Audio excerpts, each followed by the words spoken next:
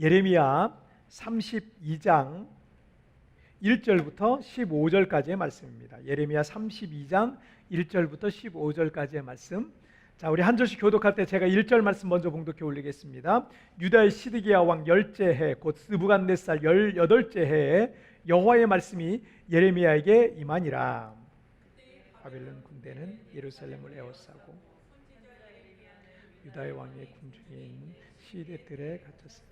이는 그가 예언하기를 여호와의 말씀에 보라, 내가 이 성을 바벨론 왕의 손에 넘기리니 그가 차지할 것이며 유다 왕 시드기야는 갈대인의 손에서 벗어나지 못하고 반드시 바벨론 왕의 손에 넘겨진 바 되리니 입이 입을 대하여 말하고 눈이 서로 볼 것이며 그가 시드기야를 바벨론으로 끌어가리니 시드기야는 내가 돌볼 때까지 거기에 있으리라. 여호와께서 이와 같이 말씀하시니라. 너희가 갈대아인과 싸울지라도 승리하지 못하리라 하셨다 하였더니 유다 왕 시드기야가 이르되 내가 어찌하여 이같이 예언하였느냐 하고 그를 가두었음이었더라.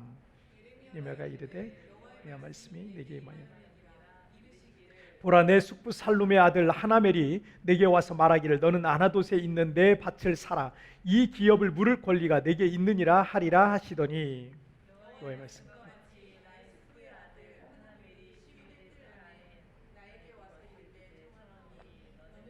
땅 아나돗에 있는 나의 밭을 사라.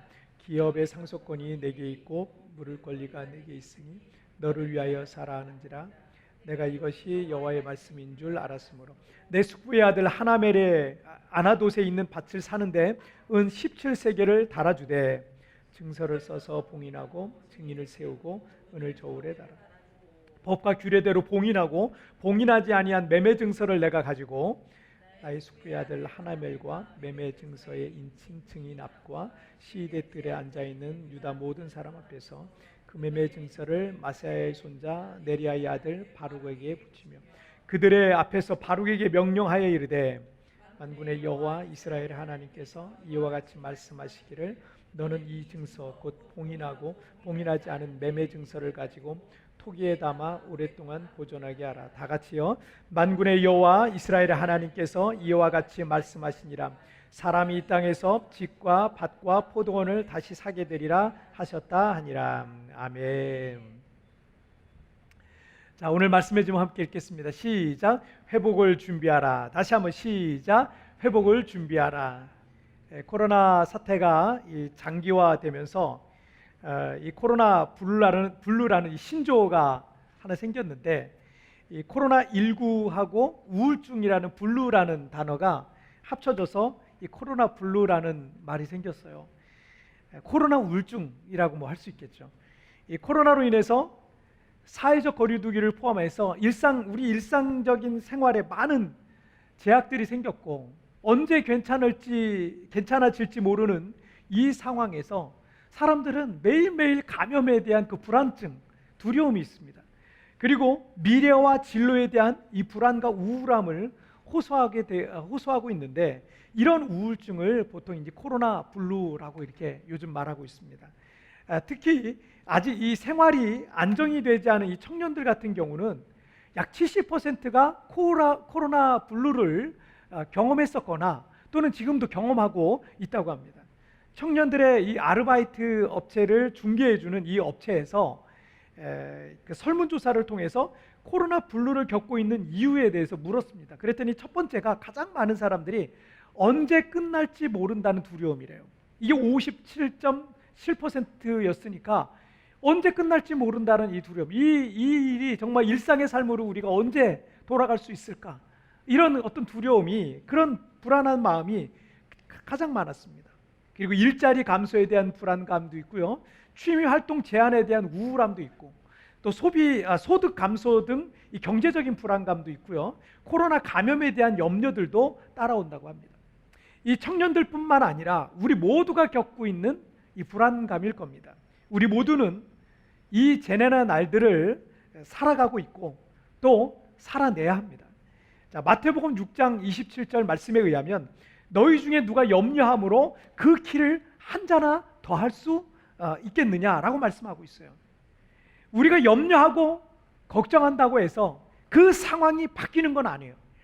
그리고 지금의 상황과 환경이 바뀌기만 계속 바라보고 있으면요, 사실은 상황과 환경을 계속 바라보고 있는 사람은 이 불안과 염려와 두려움이란 것이 점점 우리의 마음을 지배하게 됩니다. 왜냐하면 상황이 좋지 않거든요. 상황이 그리 소망적인 게 별로 없는 거예요. 그러다 보니까 상황만 바라보고 있으면, 그리고 이걸 끝나기만 기다리고 있으면 마음의 불안과 염려와 걱정은 계속 우리를 지배하게 됩니다. 하지만 성경을 열어보시면요, 성경은 온통 장차 이루어질 일들에 대한 예언이 가득합니다. 그리고 하나님께서 우리에게 행하실 이 언약의 말씀으로 가득한 게 성경이에요. 그러니까 성경이란 것은 장차 이루어질 일들, 우리를 향해 하나님이 계획하신 그 언약의 말씀, 약속의 말씀이 성경에 가득하다는 거예요. 그러므로 우리 믿음의 사람들은 육신의 눈으로 현재 상황만 바라보면서 그 현재 상황 때문에 일희일비, 정말 한순간에 즐겁고 한순간 우울하고 이런 것들 그냥 반복하는 사람들이 아니에요. 히브리서 11장 1절 말씀에 의하면 믿음은 바라는 것들의 실상이요 보지 못하는 것들의 증거라라고 말씀하시는 것 같이 장차 하나님께서 행하실 일들을 우리는 믿음의 눈으로 바라보는 거예요. 이 현상을 바라보는 게 아니라 믿음의 눈으로 하나님께서 행하실 일들을 바라보는 삶을 사는 것이 우리 믿음의 사람들의 모습입니다. 지금 우리는 힘든 상황에 있는 게 분명합니다. 하지만 이 코로나19 사태는 머지않아 종식될 거예요. 우리는 다시 일상의 삶을 회복하게 될 겁니다. 이제 우리는 이 코로나 블루를 겪고 있는 사람들처럼 마냥 이 우울한 상황에 머물러 있지 말고 이 어둠의 자리, 그 불안과 염려와 두려움의 자리에서 일어나서 우리의 삶을 다시 회복하실 하나님을 맞을 준비를 해야 될 겁니다. 우리의 삶을 다시 회복하실 그 하나님의 일들을 맞을 기대를 하면서 우리가 이 시기를 살아가야 할 것입니다. 자, 우리 첫 번째 주제부터 한번 보실게요. 함께 읽겠습니다. 시작. 주의 말씀을 믿고 순종하라. 다시 한번 시작. 주의 말씀을 믿고 순종하라. 우리가 모르는 길을 갈 때는 불안할 수밖에 없습니다. 하지만 그 길을 잘 아는 가이드와 함께 간다면 그 길은 더 이상 불안하지 않을 거예요. 그리고 그 가이드가 해주는 말을 들으면서 그 장소에 도착했을 때 그 목적지에 대한 어떤 기대감도 점점 커질 겁니다. 우리는 이 코로나 시대를 살고 있으면서 내일을 알 수 없다라는 생각을 참 자주 하는 것 같습니다. 서론에서 잠시 말씀드렸던 것처럼 이 코로나 블루를 경험하고 있는 우리 청년들 중에서도 이 상황이 언제 끝날지 모른다라는 이 두려움이 청년들을 가장 두렵게 만드는 불안함 중에 하나입니다. 만약 우리보다 하루를 앞서 사는 사람이 있다면, 내일을 내다볼 수 있는 그런 사람이 있다면, 그리고 그런 사람이 우리의 인생을 가이드해 준다면 그런 불안한 마음은 우리의 마음속에서 서서히 거쳐가게 될 겁니다. 여러분 시편 119편 105절 말씀 잘 암송하시죠? 주의 말씀은 내 발의 등이요 내 길의 빛입니다 라고 말씀하고 있어요. 하나님의 입에서 나온 말씀이 내일을 알 수 없는 어두운 인생을 걷고 있는 우리에게 뭐가 된다? 등불이 되고 빛이 되어 주신다는 거예요. 앞이 보이지 않고 막혀요. 그런데 여러분 작은 불빛 하나만 있어도 그 길을 걸어갈 수가 있는 거예요. 그렇듯이 하나님의 말씀이 내 인생의 빛이 되어 주실 것입니다. 하나님께서 우리 인생의 가이드가 되어 주시는 겁니다. 주님께서 방황하는 우리 인생의 목자가 되어 주실 것입니다. 때문에 여러분 내일을 알 수 없는 하루하루의 이 삶 가운데 있어서 우리가 믿고 따라야 될 것은요, 하나님의 말씀을 늘 붙들고 그 말씀을 바라보고 그 말씀대로 믿고 따라가야 되는 것입니다. 오늘 본문 2절 말씀을 한번 보실게요. 오늘 본문 2절 말씀 함께 읽겠습니다. 시작. 그때 바벨론 군대는 예루살렘을 에워싸고 유다의 왕의 궁중에 있는 시대들에 갇혔으니. 이 바벨론의 느부갓네살 왕은, 바벨론 제국이라는 것은 세계 최초의 대제국입니다. 세계 대제국을 건설한 최초의 왕이 바벨론의 느부갓네살 왕입니다. BC 506년에 예루살렘을 침공해서 유다 왕국의 여호야긴 왕을 바벨론 왕국으로 사로잡아갔습니다. 그리고 바벨론 왕은 여호야긴의 숙부인 이 시드기야라는 사람을 허수아비 왕으로 세우는 거예요. 그리고 그 허수아비 왕을 통해서 바벨론의 조공을 계속 바치게 했습니다. 자, 시드기야가 유다 왕국의 왕으로 다스린 지 9년째 되는 해에 그는 바벨론 왕을 배신하기로 합니다. 그래서 바벨론 왕에 더 이상 조공을 바치지 않기로 해요. 그래서 바벨론의 느부갓네살 왕은 대군을 이끌고 예루살렘을 포위하게 됩니다. 그런데 이 시기에 선지자 예레미야는 왕궁 경호대의 감옥에, 왕궁 경호 부대 있잖아요. 수도 방위 사령부 같은 곳이에요. 그런 곳에 감옥에 갇혀 있는 상황입니다. 무슨 죄로 선지자 예레미야는 왕궁 감옥에 갇혀 있었던 것일까요? 예레미야는 유다의 몰락과 멸망기에 활동했던 선지자였습니다. 특별히 유다의 마지막 왕이 될 이 시드기야 왕의 통치 기간 동안에 예레미야는 하나님의, 이 이스라엘 백성들이 또 시드기야가 하나님의 진노하심을 통해서 유다는 바벨론에 의해서 멸망할 것이다. 그리고 예루살렘은 파괴될 거고 시드기야 왕은 바벨론의 포로로 끌려갈 것이라는 심판의 예언을 했던 것입니다. 자, 3절부터 5절 굉장히 길지만 하반절 부분만 좀 읽겠습니다. 함께 읽겠습니다. 시작. 여호와께서 이와 같이 말씀하시니라. 너희가 갈대아인과 싸울지라도 승리하지 못하리라 하셨다 하였더니 유다 왕 시드기야가 이르되 내가 어찌하여 이같이 예언했느냐 하고 가두었음이니라. 자, 시드기야 왕이 선지자 예레미야를 향해서 화가 폭발했던 것은 너희가 갈대아인과 싸울지라도 승리하지 못할 것이다. 그리고 시드기야 왕은 바벨론의 포로로 잡혀갈 것이다 라는 말에 마음이 폭발한 거죠. 화가 난 거죠. 예루살렘 성이 포위돼서 성 안에는 점점 먹을 것이 지금 떨어져 가고 있는 거예요. 군인들의 사기들은 떨어져 가 있고요. 백성들은 굶주림과 공포에 떨고 있는 그런 상황인데 하나님의 선지자라는 사람이, 하나님의 종이라는 사람이 와가지고 너희는 결코 이길 수 없을 것이다 라고 말하니까 이 시드기야 왕이 진노했던 거죠. 그런데 이 시드기야 왕은 내가 어찌하여 이같이 예언하였느냐 라고 화를 내면서 예레미야를 가두었다라는 말씀이 나오죠. 이 시드기야 왕은 선지자가 자기가 듣고 싶었던 말을 해주지 않으니까 선지자를 감옥에 가둔 거예요. 자, 보세요. 사람들은요 자기가 듣고 싶은 얘기만 들으려고 그래요. 이게 사람들의 성향이에요. 듣고 싶은 얘기만 들으려고, 듣기 싫은 얘기가 들려오면 그냥 이 귀가 뚫려 있는데도 이걸 그냥 딱 차단을 해버려요. 안 들어요. 그냥 귀만 닫는 것도 괜찮은데 적극적으로는요 이 듣기 싫은 말을 하는 사람을 향해서 화를 내거나 아니면요 더 다른 방법으로 그를 공격을 하거나 이렇게 말로 공격하거나 또 다른 방법으로 그를 힘들게 만들거나 그렇게 하는 경향이 있어요. 가장 위험한 사람이 다른 사람의 말을 안 들으려고 하는 사람이에요. 자기 생각만 옳고 자기 뜻대로 해야 되고 자기가 원하는 대로 자기가 좋아하는 것만 하려고 하는 사람은요 정말 이기적인 사람이에요. 교만한 사람이에요. 그리고 마음이 아주 완고한 사람입니다. 그런 태도는요 망하는 지름길입니다. 사람들과의 관계가 좋을 수가 없어요. 점점점 사람들은 그를 떠나게 될 겁니다. 어떤 사람이 그를 좋아하겠어요?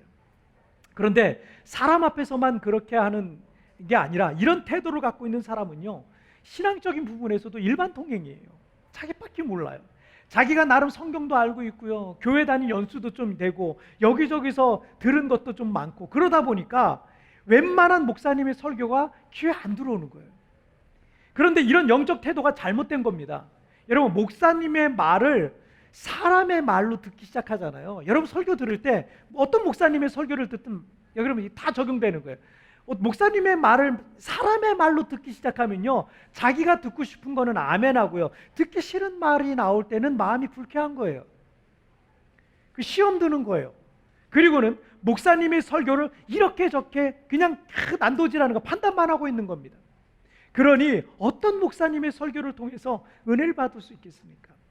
그런데 여러분 어떤 목사님의 설교를 하시든 그 목사님이 젊은 목사님이든 연로하신 분이시든 또 말이 어눌하든 시원시원하든 뭐 많이 공부를 하셨든 그렇지 않든 경험이 많든 그렇지 않든 그 말씀을 사람의 말이 아닌 어떤 말씀이든 하나님의 말씀으로 들어보려고 한번 귀를 열어보세요. 하나님의 말씀으로. 여러분 정말 어린아이의 입에서 나오는 말도 하나님의 말씀이 들려질 때가 많아요. 자녀들의 말을 통해서 엄마 이거는 그렇게 하면 안 되잖아. 여러분 그때 하나님의 말씀이 자녀들의 입을 통해서 들려지는 거예요. 여러분 그렇게 우리는 귀를 열고 있어야 되는 거예요. 내게 하나님께 여러분 그렇게 귀를 열고 있잖아요. 그러면요 하나님께서 내게 하는 말씀이 들려지기 시작합니다. 들려지기 시작해요. 그것이 축복에 관한 것이든 아니면 죄와 심판과 회개에 관한 것이든 그 말씀을 통해서 은혜도 받고 회개도 하고 삶도 변화될 수 있는 것입니다. 우리가 똑똑해봐야 얼마나 똑똑합니까? 우리가 알아봐야 얼마나 압니까? 우리가 잘났어야 얼마나 잘났습니까? 우리에게 만약 이런 잘못된 신앙적인 태도가 있다면 여러분 이거 큰 병이에요. 아주 큰 병이에요. 신앙적으로 보면 영적으로 보면 이건 아주 심각한 문제예요. 여러분 이거 빨리 회개하고 겸손히 하나님 앞에 사람 앞에 낮아져서 주님께서 누구를 통해서 어떤 말씀을 하시든 여러분 아멘으로 받고 순종하는 삶을 사시기를 주님의 이름으로 축복합니다. 시드기야는 자기가 원하는 말을 예레미야 선지자를 통해서 듣고 싶었어요. 너 잘될 것이다. 너 괜찮아질 것이다. 저 바벨론 사람들은 다 망할 것이다. 이런 얘기를 듣고 싶었던 거예요. 그런데 그런 말이 안 나오니까 화가 났습니다. 그리고 선지자를 옥에 가둬버렸던 겁니다. 그런데 오늘 보면 1절에서 15절 말씀에서 계속 반복되는 표현이 하나 있는데요. 뭐냐면 1절에 보니까 여호와의 말씀이 예레미야에 임하니라. 3절에서 5절에는 그가 예언하기를 여호와의 말씀에 3절에서 5절에서 또 여호와께서 이와 같이 말씀하시니라. 6절에서 여호와의 말씀이 내게 임하였느니라. 8절에서 여호와의 말씀과 같이 또 8절에서 내가 이것이 여호와의 말씀인 줄 알았으므로 14절 하나님께서 이와 같이 말씀하시기를 15절 하나님께서 이와 같이 말씀하시기를. 여호와의 말씀, 하나님의 말씀이라는 이 표현이 여러분 몇 번이나 나오는지 아세요? 무려 8번이나 나와요. 8번이나 반복하게 15절 중에서 8번이나 기록되어 있으면 한 절 건너 한 절 이상 한 번 이상씩은 꼭 나온다는 얘기예요. 그리고 예레미야 선지자의 모습을 관찰해 보면 그는 철저하게 여호와의 말씀을 따라 여호와의 말씀 계속 나오잖아요. 그래서 이 예레미야는 여호와의 말씀에 따라 생각하고 여호와의 말씀에 따라 생각하고 하나님의 말씀에 따라 결정하고 하나님의 말씀에 따라 행동하고 살아가는 모습을 오늘 본문을 통해 우리가 볼 수 있어요. 시드기야 왕은 자기가 듣고 싶은 말만 하나님의 말씀이라 생각했고요. 결국 멸망으로 떨어져 버렸습니다. 반대로 예레미야는 철저하게 하나님의 말씀을 따라 생명의 길로 걸었던 것입니다. 우리는 내일을 알 수 없는 코로나 시대를 살고 있습니다. 이 상황이 언제 좋아질지 우리는 알 수 없는 불안정하고 또 불안한 상황 환경 속에 있습니다. 그런데 어떻게 살아가야 할지 불안해하고 염려하고 걱정 속에 있지 마시고 여러분 장차 우리를 회복하시고 주님의 장차 우리를 회복하실 우리의 모든 것들을 회복하실 주님의 말씀을 믿고 순종하면서 우리의 영혼의 가이드이신 주님을 따르시기를 주의 이름으로 축복합니다. 자, 우리 두 번째 말씀 주제 볼게요. 두 번째 함께 읽겠습니다. 시작. 땅을 사고 회복을 준비하라. 다시 한번 시작. 자, 오늘 두 번째 주제가 좀 이상하게 보여지시죠? 땅을 사라니까 좀 이상하게 보여질 거예요. 오늘 보면 6절부터 15절까지는 이해할 수 없는 사건이 하나 나와요. 어느 날 왕궁 경호부대의 감옥에 갇혀 있었던 예레미야에게 하나님의 말씀이 임했습니다. 여러분 7절 말씀 보실까요? 시작. 보라 내 숙부 살롬의 아들 하나멜이 내게 와서 말하기를 너는 아나돗에 있는 내 밭을 사라. 이 기업을 물을 권리가 내게 있느니라 하리라 하시더니. 자, 감옥에 갇혀 있었던 예레미야에게 사촌이 찾아와서 너는 아나돗에 있는 내 밭을 사라. 이 기업을 물을 권리가 내게 있느니라 하리라 라고 말씀하셨어요. 자, 이스라엘 백성들은 율법에 의하면 그들이 하나님께 기업으로 받은 땅은요, 그 기업에 그 지파에 계속 있어야 돼요. 그래서 그 지파와 그 가문에 그것이 영구히 보존되도록 해야 됩니다. 그래서 기업물을 짜라라는 율법이 만들어졌는데 친척이 가난해요. 그러면 재산이 있는 게 땅밖에 없으니까 땅을 팔아야 돼요. 근데 땅을 가까운 친족에게 팔아야 되는 거예요. 가까운 친족에게 팔아야 이 땅이 다른 기업, 다른 지파로 안 넘어가는 거예요. 이방인에게 안 넘어가는 거예요. 만약에 타인에게 팔게 될 경우에는 가까운 친족이 대신 나중에 그 빚을 갚아줘서 그 기업, 그 땅을 다시 되찾아와야 했습니다. 그래서 이것을 기업물을 자라고 해요. 자, 그리고 8절 말씀이에요. 자, 이런 이해를 가지시고 8절 말씀 읽겠습니다. 시작. 여호와의 말씀과 같이 나의 숙부의 아들 하나멜이 시대 뜰 안에 나에게 와서 이르되 청하노니 너는 베냐민 땅 아나돗에 있는 나의 밭을 사라. 기업의 상속권이 너에게 있고 물을 권리가 내게 있으니 너를 위하여 사라 하는지라. 내가 이것이 여호와의 말씀인 줄 알았으므로. 자, 주님께서 예레미야에게 말씀하시고 얼마 지나지 않아서 정말 사촌이 감옥에 갇혀 있었던 예레미야에게 찾아온 겁니다. 그리고 사촌은 예레미야에게 뭘 말해요? 자기 밭을 사라는 거예요. 자기 땅을 사라는 거예요. 예레미야 입장에서는 정말 말도 안 되는 상황이 벌어지고 있는 겁니다. 예레미야는 지금 진노한 왕에 의해서 감옥에 갇혀 있어요. 내일을 알 수 없는 신세입니다. 언제든지 시드기야 왕이 갑자기 감정이 팍 올라오면 언제든지 이 예레미야를 참수할 수 있는 그런 상황인 겁니다. 여러분, 그 소식을 들은 이 사촌이 예레미야를 찾아왔는데 8절에 보니까 청하노니라는 표현이 있어요. 부탁하고 있는 거예요. 이 사촌의 처지가, 이 표현을 보니까 이 사촌의 처지도 지금 좀 굉장히 어려웠던 것 같습니다. 그 사촌의 상황이 얼마나 안 좋았으면 감옥에까지 갇혀 있는 그 예레미야를 위로해 주지는 못할 망정 그에게 자기 땅을 제발 사달라고 부탁을 하고 있는 거예요. 이 당시의 상황을 한번 우리가 좀 짐작을 해볼게요. 바벨론 느부갓네살 왕이 예루살렘 왕을 포위했는데 이 예루살렘 성은요 워낙 잘 지어진 성입니다. 800m 고지, 우리 여기 세부로 말하자면 탑스 있죠. 탑스, 시라우 탑스, 이 탑스 같은 꼭대기에, 제일 꼭대기에다가 성을 지었어요. 평평한 곳에 꼭대기가 평평했던 겁니다. 거기에 성을 지었습니다. 그리고 그 성벽 위로 밑으로는 또 벼랑이 있고 막 이래요. 그렇기 때문에 이 예루살렘 성은요 공략하기가 쉽지 않은 성이었어요. 워낙 높게 튼튼하게 건축되었기 때문에 바벨론 왕 느부갓네살도 대군을 데리고 왔지만 이 함락하기가 쉽지 않았습니다. 바벨론 왕은 성을 포위했습니다. 성을 포위해서 먹을 게 떨어져서, 성 안에 있는 사람들이 먹을 게 떨어져서 항복하기를 기다리기로 했고 무려 1년 6개월 동안 성을 포위하고 있었습니다. 예루살렘 성에는 점점 먹을 것이 떨어졌죠. 그리고 빵 한 조각을 사려고 해도 큰 돈이 필요했습니다. 예루살렘에 있는 사람들은 다 죽어가고 있는 거예요. 그래서 굶어 죽는 사람들이 여기저기서 생겨나기 시작했습니다. 예레미야의 사촌이 오죽했으면 감옥에 갇혀 있어서 언제 죽을지도 모를 처지에 놓인 예레미야에게 자기 땅을 팔러 왔겠습니까? 그것도 예루살렘 안에 있는 땅도 아니에요. 베냐민 지파의 땅이에요. 베냐민 지역에 있는 땅이에요. 그러니 그 땅을 팔러 온 거예요. 예루살렘 성의 상황이 굶주림과 공포로 아주 처참하다라는 것을 단적으로 보여주고 있는 거죠. 어차피 나라가 망하면 땅이고 뭐고 다 뺏기고 죽거나 아니면 이방인들의 포로가 돼서 노예로 살거나 할 텐데 이런 시기에 부동산 거래는 이거 말도 안 되는 얘기죠. 경제를 아는 사람이라면 지금 부동산 거래를 하면 안 되는 거예요.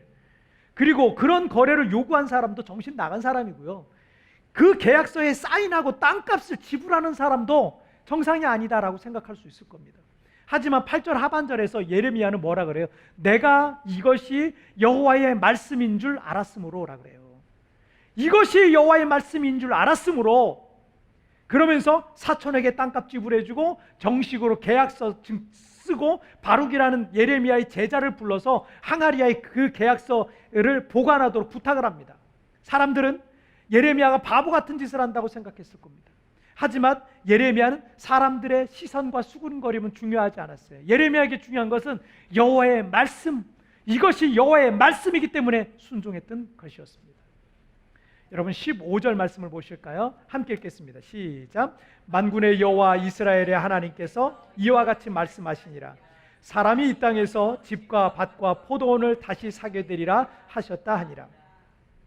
유다와 예루살렘이 멸망해 가고 있었고 사람들은 집과 가게와 땅과 밭을 다 잃게 되는 그런 상황 속에 있지만, 하나님께서 회복하실 때 다시 그 땅에서 경제 활동이 시작된다는 거예요. 그래서 그 황폐했던 땅에서 집과 밭과 포도원을 다시 사게 될 것이라는 얘기입니다. 코로나가 시작되고 지난 1년 4개월 동안 우리의 상황은 마치 예루살렘 사람들과 같이 마음의 황폐함을 경험하고 있는지도 모르겠습니다. 특히 교육업과 이 관광업 중심의 이 교민 사회였던 우리 교회가 있는 이 세부는 대부분의 한인들이 철수해서 정말 요즘은요 적막하기까지 해요. 우리 교회도 언제나 비어있는 예배당 가운데 소수의 성도들만이 여기 이 자리를 지키고 있습니다. 그런데 최근 주님께서는 기도할 때마다 저에게 코로나의 종식과 함께 새로운 회복의 날을 준비하라 라는 말씀을 자꾸 하시는 거예요. 눈을 뜨면 막막하고 기운이 빠지고 때때로 우울한 마음마저 들지만 기도하려고 눈을 감고 엎드리면 회복의 날을 준비하라는 감동을 저에게 계속 주십니다. 마치 예레미야가 감옥에서 땅을 사고 장차 하나님께서 이루실 회복의 날을 기다리고 있는 것과 같습니다. 지금은 아무것도 보이지 않지만 그 감옥에서 땅을 사고 회복의 날을 준비하는 예레미야처럼 마치 그런 삶을 사는 것 같습니다. 땅을 살 시기가 아니죠. 투자를 해야 될 시기가 아닌 거죠. 인간적인 판단과 상황만을 보면 아무것도 하지 말고 그냥 가만히 상황이 좋아지기만을 기다리려 하는 그런 시기일 수 있습니다. 그런데 주님은 너 상황이 어렵다고 낙심하지 마라. 절망하지 마라. 너 포기하지 마라. 너 자꾸 그런 환경 때문에 위축되지 마라. 너는 이제 땅을 사고 회복을 준비하라. 너의 새로운 시작을 준비하라. 이렇게 말씀하고 계시는 것입니다. 그런데 여러분, 지금 나의 상황이 아무리 막막하고 답이 없는 인생인 것 같을지라도 낙심하지 않고 포기하지 않고 이 시련과 이 고난의 날, 그 다음에 올 시대를 준비하고 있는 사람은요, 그 사람이 바로 미래의 주인공이 될 수 있는 것입니다.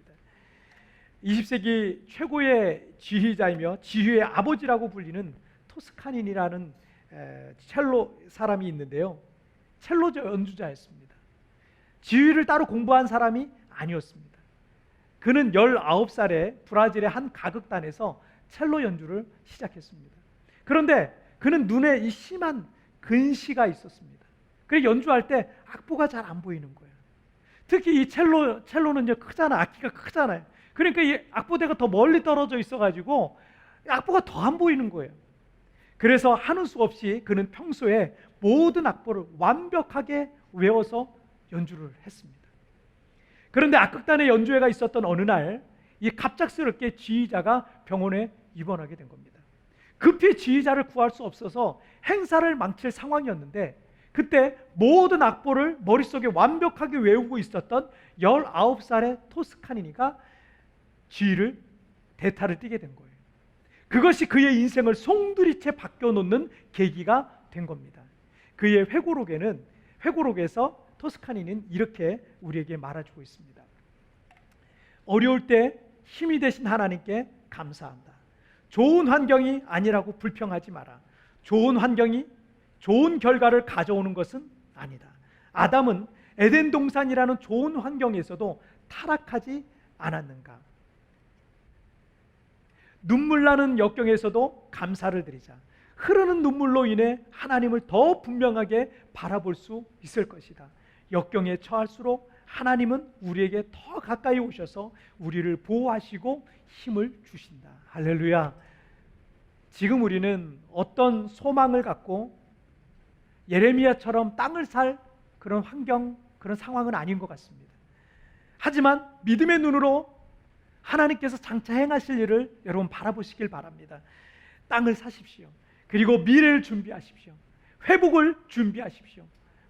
역경에 처할수록 하나님은 우리를 더 가까이 하시는 하나님이신 것을 믿으시길 바랍니다. 자, 오늘 말씀 정리해 볼게요. 자, 함께 읽겠습니다. 시작. 주의 말씀을 믿고 순종하라. 땅을 사고 회복을 준비하라. 다시 한번 시작.